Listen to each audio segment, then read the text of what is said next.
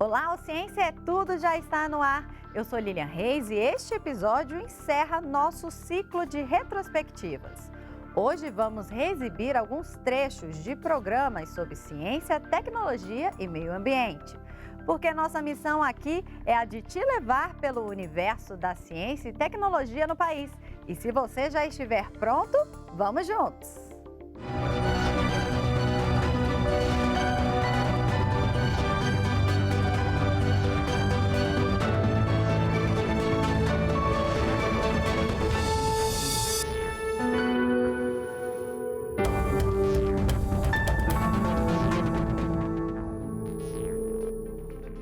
Conhecer as riquezas da nossa biodiversidade e a constituição do ecossistema marinho, além de investigar o surgimento dos oceanos e a evolução da vida nesses ambientes. Esses e outros conceitos são trabalhados em cartilhas e projetos voltados à divulgação científica dos oceanos e educação ambiental marinha.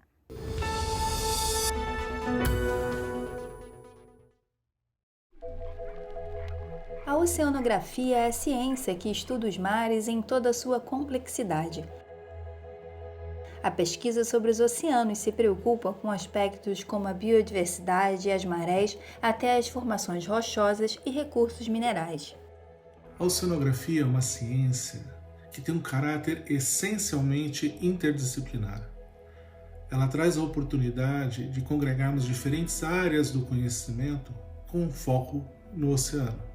E isso é muito interessante porque faz com que a gente consiga ter o ferramental para enfrentar os complexos e urgentes e importantes problemas que esse ambiente vem enfrentando e que vem aumentando ao longo do tempo. Nesse sentido, esses diferentes componentes da ciência oceanográfica, que tradicionalmente envolvem aspectos físicos, químicos, geológicos e biológicos, dialogam cada vez mais com as ciências sociais, com as ciências humanas, de forma a entender o sistema socioecológico, ou seja, entender a relação entre as pessoas e o ambiente, e a buscar mecanismos amparados na ciência para buscar resolver esses problemas. Os oceanos são considerados os pulmões do mundo. De acordo com as Nações Unidas, são eles os responsáveis pela maioria do oxigênio que respiramos. As algas marinhas produzem mais oxigênio do que precisam e liberam para o ambiente. Além disso, os oceanos ainda armazenam carbono e contribuem para a estabilidade do clima, bem como fornecem alimentos, minerais, além de muita diversão, cultura e lazer. O oceano está muito em voga e a gente vem falando muito porque, finalmente, as pessoas descobriram os serviços que o oceano presta para a gente de regulação do clima, de fonte de proteína. Tem mais de 3 bilhões de pessoas no mundo que dependem de proteína que vem dos oceanos. O oceano também é fonte de novos medicamentos. Se a gente pesquisar vários medicamentos que são usados em doenças como câncer, Alzheimer, AIDS, tem sua origem em substâncias que foram descobertas nos oceanos. Uma das maiores ameaças aos oceanos é a poluição provocada pela atividade humana. O Laboratório de Ecotoxicologia Aquática da Universidade Federal do Maranhão estuda os efeitos dos contaminantes na biodiversidade marinha. A fim de promover a divulgação científica sobre os oceanos e a educação ambiental, os pesquisadores do laboratório criaram o projeto Viva Mar. A ideia é levar toda a beleza e a diversidade dos oceanos até crianças e adultos. Uma das nossas atividades principais é o mergulho virtual. A gente fez esses óculos de realidade virtual, eles são feitos de papelão. Através de um auxílio de um smartphone que é colocado aqui, você pode literalmente fazer um mergulho de forma virtual em qualquer lugar do mundo. Desde visitar as Maldivas, visitar a Grande Barreira de Corais, visitar as zonas abissais dos oceanos, ver baleias, tubarões, são muitas possibilidades. Mas como a gente está nessa situação de pandemia, de quarentena, nós sentimos a necessidade de fazer nossas atividades mais de forma online.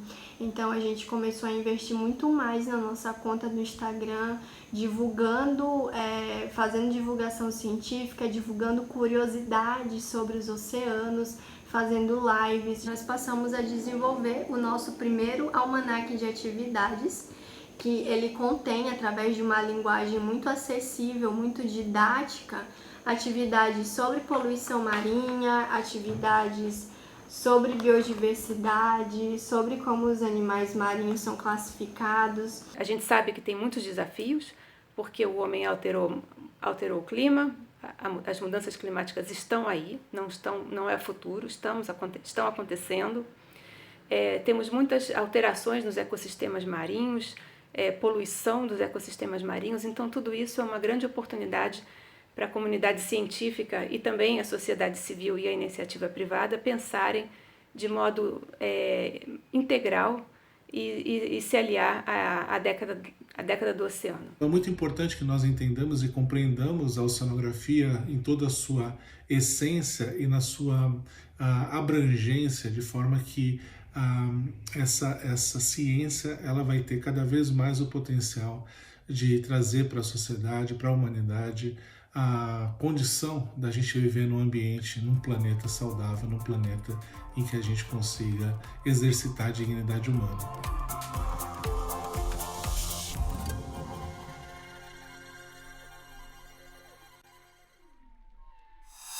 Aproveitar a energia do sol, dos ventos, das águas ou do calor do centro da Terra para a produção industrial ou até mesmo para o uso doméstico.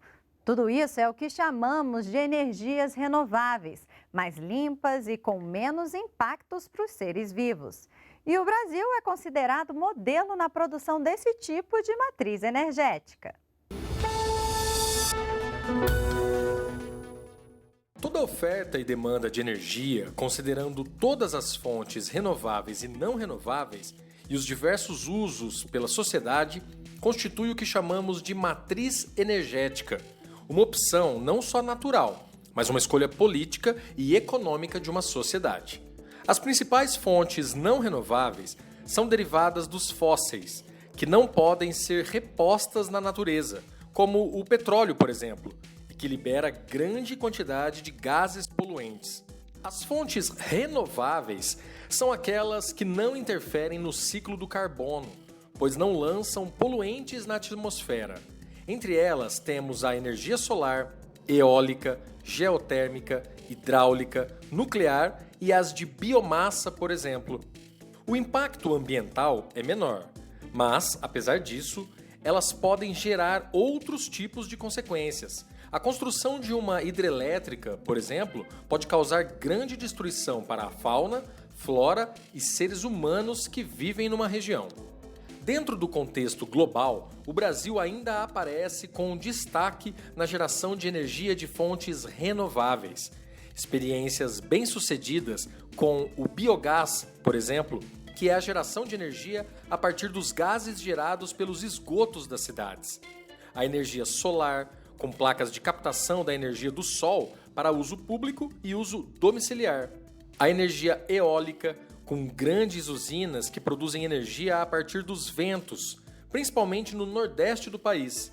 E claro, como um grande exemplo mundial nesse tipo de tecnologia, o uso da biomassa, principalmente por meio do aproveitamento do bagaço da cana-de-açúcar. Temos experiências por aqui até mesmo com o biometano, energia produzida por meio da decomposição de matéria orgânica, consequência da pecuária realizada aqui no país. O custo é menor e ainda há a possibilidade de concluir obras inteiras em pouco tempo. É assim que a tecnologia de impressão 3D aparece como alternativa para projetos sociais e para a construção de habitações.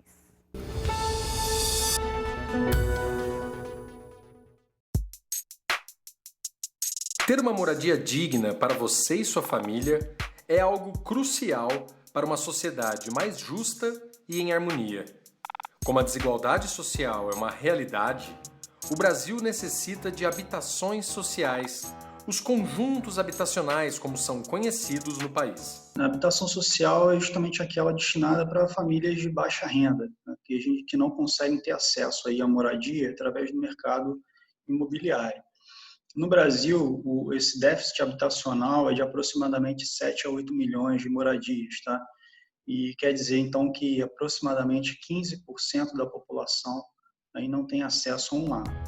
Pensando em uma tecnologia social que pudesse dar velocidade na construção e baixo custo para este tipo de habitação, é que a engenharia moderna começa a usar as impressoras 3D para a produção de materiais que podem revolucionar este mercado de obras e humanizar cada vez mais as moradias para populações mais pobres. A gente tem um objeto tridimensional, né? Ele tem um objeto espacial desenhado no computador e depois ele é produzido fisicamente, né, a partir da adição de material até que aquela forma desejada seja obtida, né? Tem diferentes tipos de impressão. Virtualmente, né, você pode trabalhar com qualquer tipo de material, né?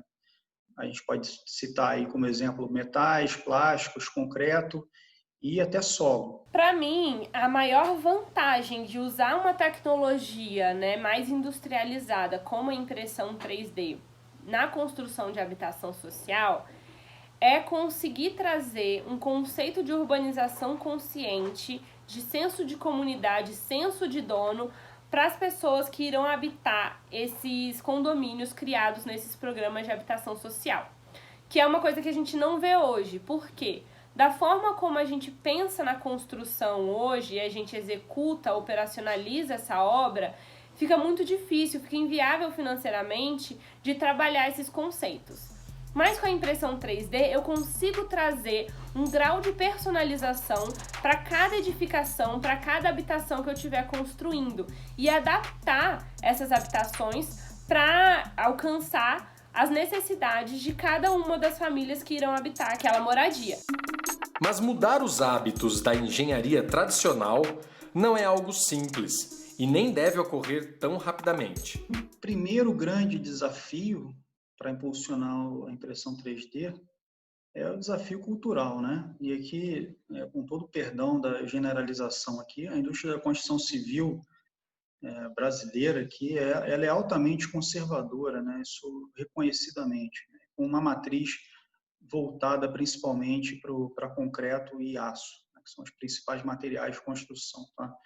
E aí um dos sinais mais claros disso é quando a gente ouve a glorificação do concreto como o produto mais consumido no mundo, só perdendo para a água. Então a gente escuta falar isso como se isso fosse uma grande vantagem, mas na verdade a gente sabe que é um dos materiais mais responsáveis aí para a emissão de CO2 na atmosfera. Existe toda um roadmap, vamos dizer assim, né, um caminho que a gente precisa percorrer para que essa tecnologia seja liberada para um uso em escala. Então, com a construção da primeira casa, a gente deu um passo muito grande, mas a gente ainda precisa trabalhar com essa questão da regulamentação.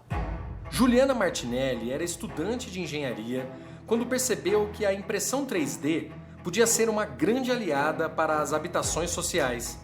E aí, resolveu empreender e criar o próprio negócio. Quando o projeto da Inova House 3D surgiu, ele surgiu na ideia de usar a impressão 3D como ajuda humanitária. A gente avançou isso para a construção do primeiro protótipo de impressora que trabalhava com um material cimentício.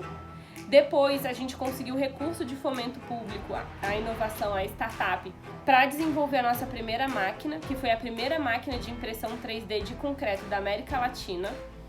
E hoje, junto com os nossos parceiros, que foram responsáveis pela construção da primeira casa 3D do Brasil. Então a gente deu vários passos nesses 6 anos de trabalho e a gente está trabalhando hoje junto com esse projeto para alavancar essa tecnologia aqui no nosso país e conseguir trazer todas essas vantagens que a gente mencionou para a sociedade. Minha missão maior é posicionar o Brasil como desenvolvedor de tecnologia disruptiva, que é o caso da impressão 3D. Existem pouquíssimos países que trabalham com essa tecnologia, que desenvolveram essa tecnologia, e menos países ainda que conseguiram construir a primeira casa. Então o Brasil tem um potencial científico e de negócios muito grande.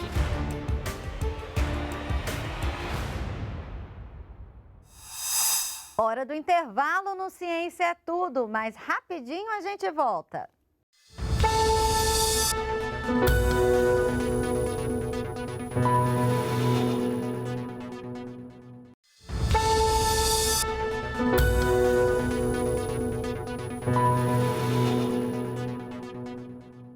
Estamos de volta com Ciência é Tudo. A agroecologia pode ser entendida como a agricultura realizada de forma sustentável. Dessa forma, ela estimula o equilíbrio entre a produção de alimentos, o ecossistema, os animais, a água e as populações vizinhas. Na década de 1960, tiveram início reivindicações por práticas de uma agricultura mais sustentável, diferente da agricultura convencional. A partir daí, o termo agroecologia passou a ser utilizado para representar a agricultura que incorpora as dimensões sociais, culturais, éticas e ambientais. Nesse sentido, a agroecologia funciona como uma tecnologia social, porque tem como objetivo estimular uma relação sustentável entre a produção de alimentos e o equilíbrio com todo o ecossistema, incluindo as demais espécies de plantas, os animais, a água e as populações que vivem nas áreas próximas das produções. A agroecologia prioriza a diversidade de culturas e não a monocultura de um único produto na terra, para evitar problemas no solo e o desequilíbrio ecológico de uma região, evitando também alterar a fauna e a flora dos locais. Ela também prioriza as sementes nativas ou crioulas e não faz uso de sementes transgênicas, estimulando a variedade de alimentos, as diferentes cores e diferentes sabores. A agroecologia evita ao máximo o uso de agrotóxicos, para não provocar doenças aos seres humanos e nem a contaminação de outros seres vivos e dos lençóis freáticos. Para que estas práticas de uma nova agricultura e pecuária sejam estimuladas e competitivas, é importante uma distribuição de recursos no campo e um olhar especial da indústria para que elas se tornem tecnologias sociais rentáveis no mercado e os produtos possam gerar riquezas para as pessoas do campo e menos impactos no ecossistema em geral.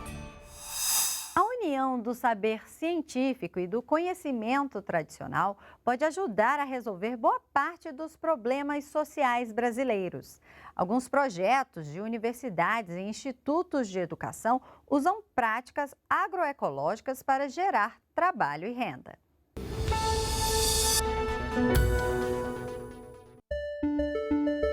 As tecnologias sociais podem ser importantes instrumentos de transformação social dentro de comunidades. Ao unir o saber científico e o conhecimento tradicional, diversas iniciativas agroecológicas estão gerando trabalho e renda sem deixar de lado a consciência socioambiental.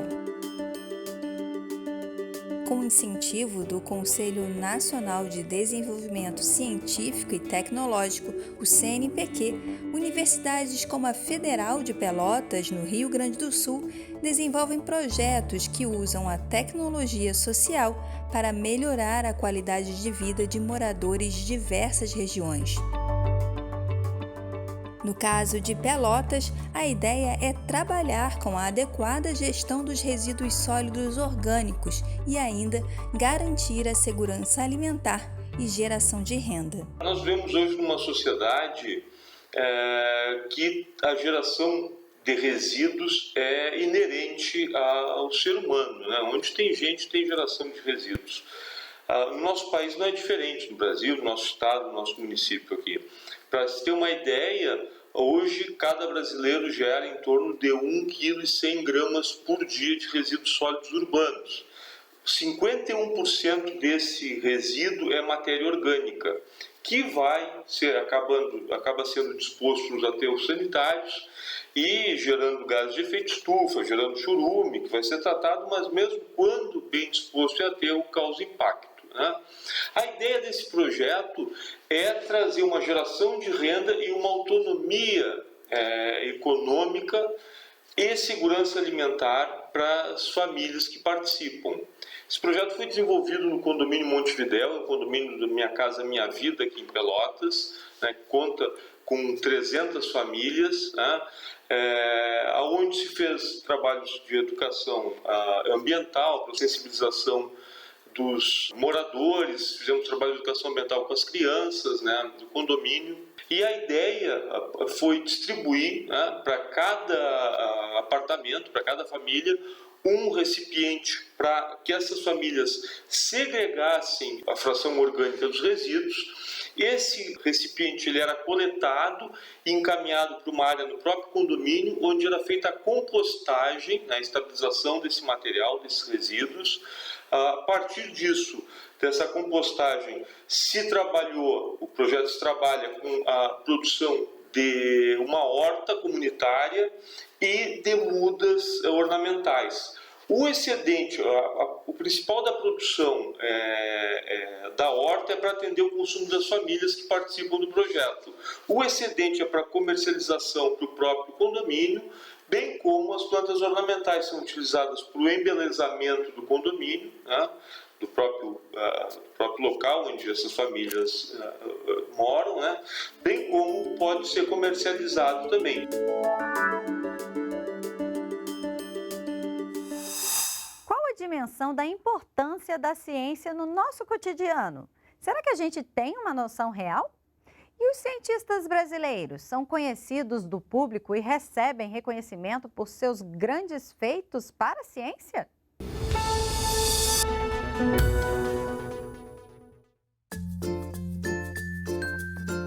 Conscientizar a população sobre o valor que o investimento em ciência traz à sociedade.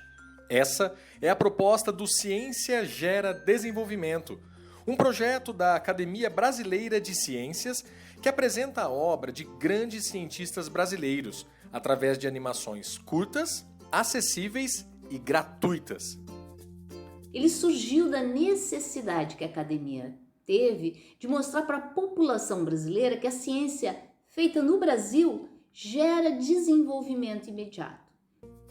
Até o momento, foram produzidos 4 episódios, retratando a engenheira agrônoma Johanna Dubenheiner, o almirante Álvaro Alberto da Mota e Silva, o médico Marcos Luiz dos Mares Guia e o geógrafo Milton Santos.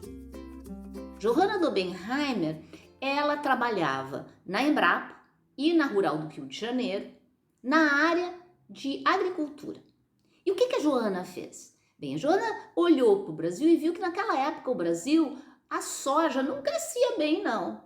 E observou que a cana-de-açúcar crescia bem, porque ela conseguia fixar nitrogênio através de uma bactéria. Ela adaptou esse conhecimento e aí o Brasil passou a ser um grande produtor de soja.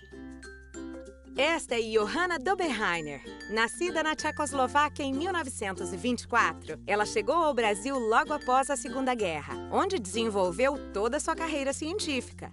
Um outro projeto que a gente também desenvolveu é sobre o almirante Álvaro Alberto. Este almirante da Marinha, durante a Segunda Guerra, se deu conta que o Brasil não era independente nem em explosivos, nem na tinta que pintava os navios. Sabe de quem que o Brasil dependia? Da Alemanha, justamente o país contra quem a gente ia brigar. Ele foi para o laboratório, desenvolveu os explosivos e a tinta, e o Brasil ficou independente nesses 2 setores. Esse almirante também foi o criador dos órgãos de financiamento e de institutos de pesquisa, reconhecendo que um país precisa ser independente nas áreas de conhecimento. Este é o almirante Álvaro Alberto da Mota e Silva. Nascido no Rio de Janeiro em 1889, ele ingressa na Marinha do Brasil em 1906, dando início a uma importante trajetória que mudaria os rumos do desenvolvimento em nosso país. Outra pessoa que a gente homenageou nesse projeto é Mares Guia. Mares Guia foi quem desenvolveu a insulina com base em células humanas. Antigamente, a insulina vinha do porco e muita gente era alérgica. O cientista, então, iniciou com sua equipe a busca por um método que usasse um componente humano como base. A resposta veio em 1990, com a insulina recombinante, fruto de um processo inovador, onde DNA humano se recombina com o DNA da bactéria Escherichia coli, que passa a produzir insulina humana. E nosso mais recente projeto é Milton Santos. O que Milton Santos se dedicou foi a entender como eram os processos sociais nas grandes cidades de países em desenvolvimento. Formado em Direito, mas apaixonado pela geografia, ele se tornou professor da Universidade Católica de Salvador e, anos mais tarde, doutor pela Universidade de Estrasburgo. Na época, era uma conquista rara para um jovem negro vindo de uma família humilde. Se você entrar na página da Academia Brasileira de Ciências, já na entrada vai ver Ciência Gera Desenvolvimento. E lá tem acesso aos vídeos. Também divulgamos os vídeos no nosso Facebook, no nosso Twitter, em todas as comunicações que a academia tem. Divulgação científica, falar de ciência é muito importante, porque faz com que a população passe a acreditar em evidências para tomar suas decisões. E com evidências a gente toma decisões mais corretas e mais sábias. Viu só como a ciência tem o poder de transformar a sociedade? Ciência gera desenvolvimento. Compartilhe essa ideia. Bom, o episódio de hoje fica por aqui, mas semana que vem a gente continua essa jornada do conhecimento. Eu sou Lilian Reis e desejo uma ótima semana para você. Tchauzinho!